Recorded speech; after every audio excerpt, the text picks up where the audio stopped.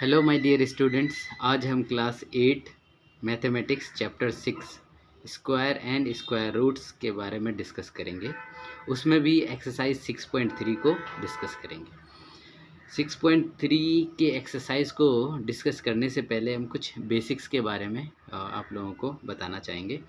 जैसे हम एक्सरसाइज 6.1 6.2 में ऑलरेडी डिस्कस कर चुके हैं कि स्क्वायर निकालते कैसे हैं किसी भी नंबर का, है ना। जैसे 15 का स्क्वायर क्या होता है 225, है ना। 25 का स्क्वायर होता है 625। सो देयर से 1 का स्क्वायर 1, 2 का स्क्वायर 4, 3 का स्क्वायर 9, 4 का स्क्वायर 16, 5 का स्क्वायर 25, 6 का 36, 7 का 49, 8 का 64, 9 का 81, 10 का 100। इसी तरह से हम ऑलरेडी डिस्कस कर चुके हैं कि स्क्वायर्स कैसे निकालते हैं। उसमें से हम जो मेथड दिया हुआ है बुक में उसको भी सॉल्व कराए हैं और कुछ अपने से ट्रिक भी बताए हैं। बट इस एक्सरसाइज 6.3 एक्सरसाइज में हमको बेसिकली पढ़ना है कि स्क्वायर रूट कैसे निकालते हैं, यानी वर्गमूल कैसे निकालते हैं। ठीक है, तो डेप्थ में जाने से पहले हम कुछ बेसिक्स को डिस्कस करना चाहते हैं। जैसे कि 1 का स्क्वायर 1 होता है, ये हम जानते हैं। 2 का स्क्वायर 4 होता है, 3 का स्क्वायर 9 होता है, 4 का स्क्वायर 16, 5 का स्क्वायर 25। तो हम लोग इसको दूसरे तरीके से बता सकते हैं। 1 का स्क्वायर क्या होता है 1, तो हम ऐसे कह सकते हैं कि रूट ऑफ 1 क्या होगा 1। 2 का स्क्वायर होता है 4, तो हम ऐसे कह सकते हैं कि रूट 4 क्या होगा 2। ठीक है, जैसे 3 का स्क्वायर 9 होता है, तो हम क्या कह सकते हैं कि रूट ऑफ 9 क्या होगा 3। इसी तरह से रूट 16 4, रूट 25 होगा 5, रूट 36 होगा 6, रूट 49 होगा 7, रूट 64 होगा 8, रूट 81 होगा 9, रूट 100 होगा 10। ठीक है, अब हम ये तो बेसिक्स था। अब हम कुछ मेथड को पढ़ लेते हैं जो इस जो इस बुक में दिया गया है। ठीक है, तो बेसिकली इसमें इस एक्सरसाइज को सॉल्व करने के लिए हमको दो मेथड चाहिए, हाँ, स्क्वायर रूट निकालने के लिए। पहला मेथड है रिपीटेड सब्सट्रैक्शन मेथड और दूसरा मेथड है प्राइम फैक्टराइजेशन मेथड, जो हमको 6.3 में हेल्पफुल है सॉल्व करने के लिए क्वेश्चंस को। बट जो तीसरा मेथड है वो है डिवीज़न मेथड। जो तीसरा मेथड है वो है डिवीज़न मेथड, जो कि हम 6.4 एक्सरसाइज में डिस्कस करेंगे। ठीक है, अभी फ़िलहाल हम रिपीटेड सब्सट्रैक्शन मेथड और प्राइम फैक्टराइजेशन मेथड को डिस्कस करेंगे। इसके बाद हम एक्सरसाइज क्वेश्चन को सॉल्व करेंगे। Just wait. अब हम आप लोगों के सामने स्क्वायर रूट निकालने का सबसे पहला मेथड लेकर आए हैं डिस्कस करने के लिए, जिसका नाम है रिपीटेड सब्सट्रैक्शन मेथड। इसमें क्या होता है कि जो नंबर दिया होता है उसमें से हम ऑड नंबर्स को माइनस करते हैं। जैसे स्टार्टिंग करते हैं 1 से, उसके बाद 3, फिर 5, 7, 9, 11, इसी तरह से करते करते तब तक हम माइनस करते हैं जब तक कि वैल्यू 0 ना आ जाए। ठीक है, तो सबसे पहला एग्जांपल हम लेते हैं √81, है ना। उसका वैल्यू निकालना है, उसका स्क्वायर रूट निकालना है क्या होगा। तो पहला मेथड शुरू करते हैं। उसमें क्या करते हैं 81 को माइनस करते हैं पहला ऑड नंबर 1 से। ठीक है, तो 81 माइनस 1 करेंगे तो कितना आएगा 80। फिर 80 माइनस 3 करेंगे तो क्या होगा 77। 3 इसलिए कि 1 के बाद जो अगला ऑड नंबर है वो है 3। 3 के बाद अगला ऑड नंबर क्या है 5। तो क्या करेंगे, ये 77 आया है ना, इस 77 को माइनस करेंगे 5 से तो क्या हो जाएगा 72। फिर इस 72 को माइनस करेंगे 7 से, क्योंकि 5 के बाद अगला ऑड नंबर क्या है 7, है ना। तो 72 माइनस 7 करेंगे तो 65। इसी तरह से 65 minus 9 56, 56 minus 11 45, 45 minus 13 32, 32 minus 15 17, 17 minus 17 0, है ना। ये 0 आ गया ये लास्ट स्टेप में। अब हमको ये देखना है कि कितने स्टेप में 0 आया। तो यहाँ से देखिए ये 9th स्टेप में 0 आया। हम लोग देखिए इसको 9th स्टेप में वैल्यू 0 आया। तो हमारा जो अंडर स्क्वायर रूट आएगा 81 का वो क्या आएगा 9। नंबर ऑफ स्टेप्स जितना लगा 0 लाने में वही हमारा आंसर होगा, स्क्वायर रूट होगा उस नंबर का। ठीक है, अब हम अगला method prime factorisation method discuss करने वाले हैं। इसमें प्राइम फैक्टराइजेशन मेथड नाम से ही हमको पता चल रहा है कि इस मेथड में हमको फैक्टर निकालना होता है। सबसे पहले फैक्टर निकालने के बाद हम क्या करते हैं कि जो फैक्टर निकला उसका हम पेयरिंग करते हैं। पेयरिंग करने के बाद जैसे मान लो कि 2 आया है ना, ये दोनों का एक पेयर बना दिए। 3 इंटू 3 आया, उस दोनों का एक पेयर बना दिए। फिर 3 इंटू 3 आया, फिर उसका एक पेयर बना दिए। उसके बाद जितना नंबर ऑफ पेयर आया उसमें से केवल एक नंबर को लिखेंगे। जैसे 2 का एक पेयर बना था तो हम लिखेंगे 2, फिर मल्टीप्लाई 3 का एक पेयर बना था, फिर मल्टीप्लाई 3, फिर अगला पेयर क्या था 3 का, तो फिर लिखेंगे 3। ठीक है, उसके बाद क्या होगा कि सारे को मल्टीप्लाई करने के बाद जो वैल्यू आएगा वही हमारा रूट होगा। अब हम आप लोगों को एग्जांपल लेके समझाते हैं। जैसे कुछ देर पहले हम सॉल्व एग्जांपल लिए थे 81 का, है ना, रिपीटेड सब्ट्रैक्शन मेथड में। तो उसी एग्जांपल को हम उसी नंबर को प्राइम फैक्टराइजेशन मेथड से हम सॉल्व करके आप लोगों को बताते हैं। तो हम लोगों को आता है फैक्टर निकालना। ये हम बचपन से सीखते आ रहे हैं, 4th-5th क्लास से सीखते आ रहे हैं कि फैक्टर हम कैसे निकालते हैं। तो जैसे 81 का फैक्टर होता है, हम सभी को आता है कि 81 का फैक्टर क्या होता है। जब 3 से डिवाइड करेंगे 81 को तो 27।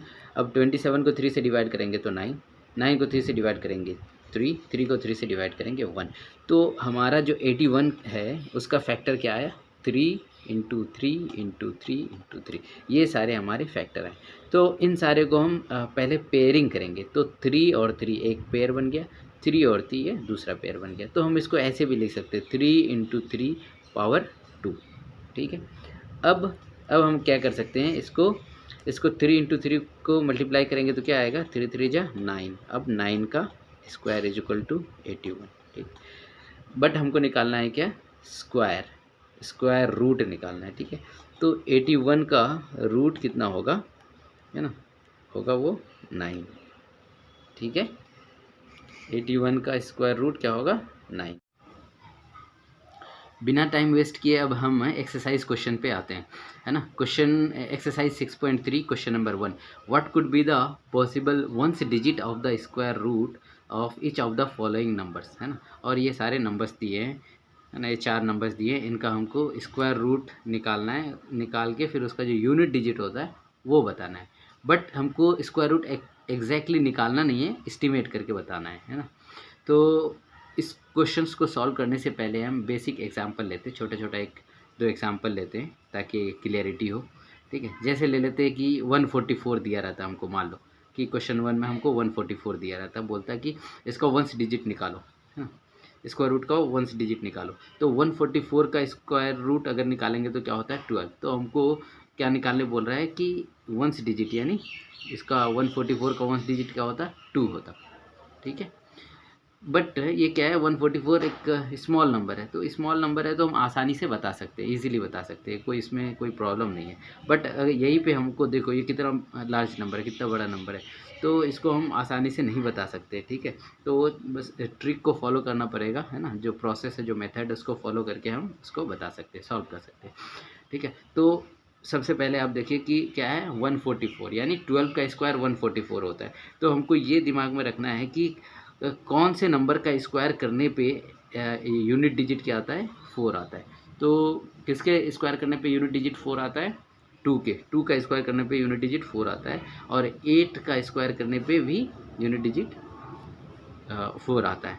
तो अगर ये लार्ज नंबर रहता तो हम बता नहीं सकते कि एंड डिजिट में क्या होगा, 2 होगा या 4 होगा। तो हमारा आंसर होता 2 या फिर 8।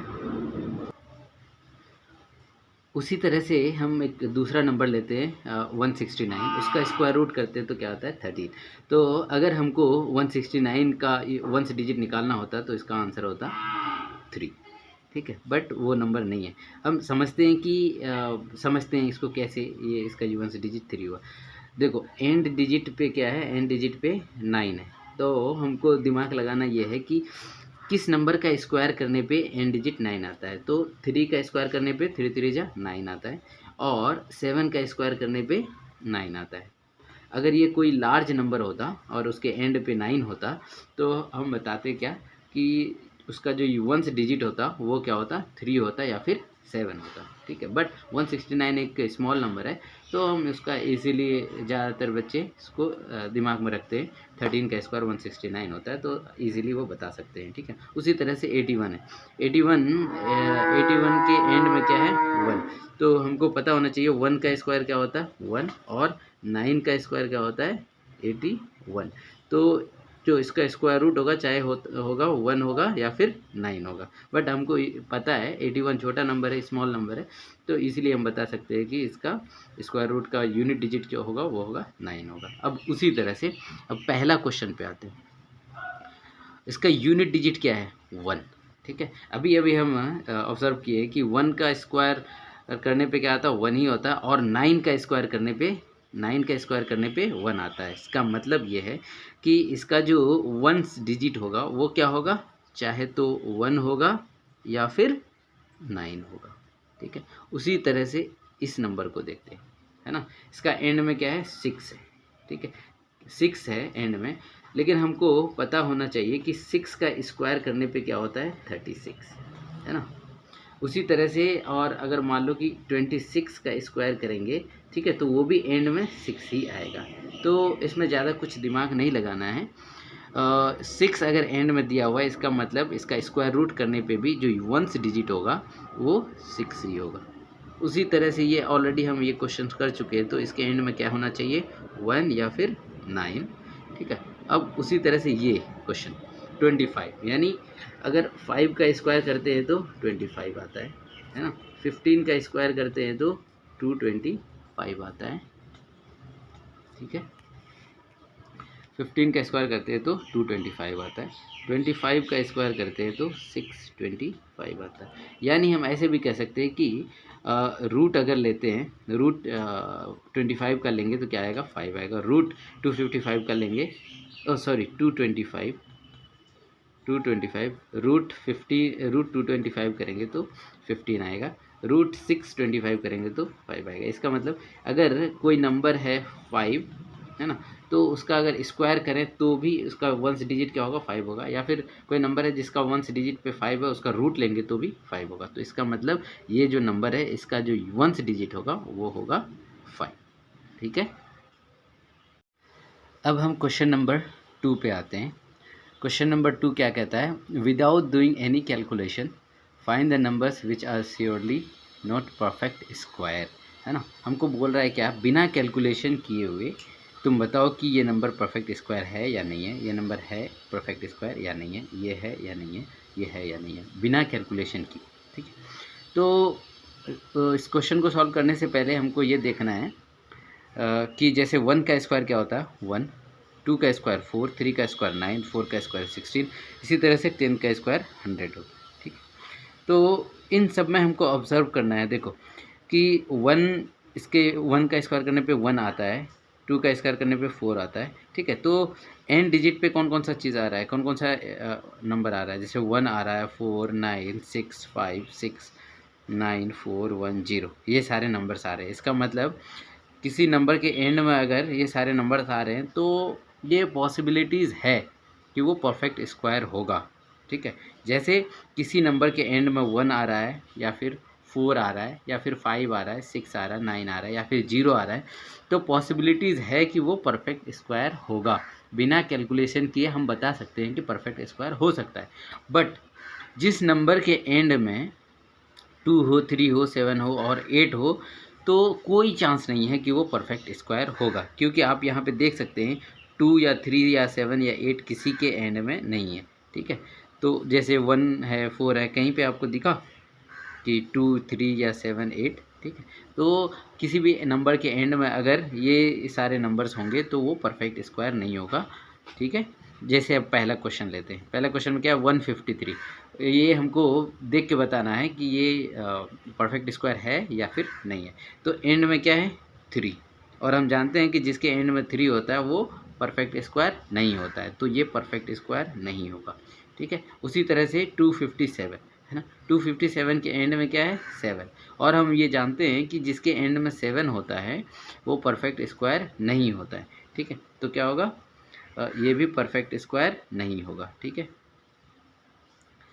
ठीक है। अब हम अगला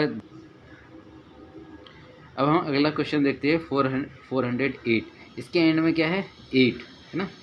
तो जिसके एंड में 8 होता है वो परफेक्ट स्क्वायर नहीं होता है, क्योंकि हम ऑलरेडी यहाँ पे आपको बता चुके हैं, है ना।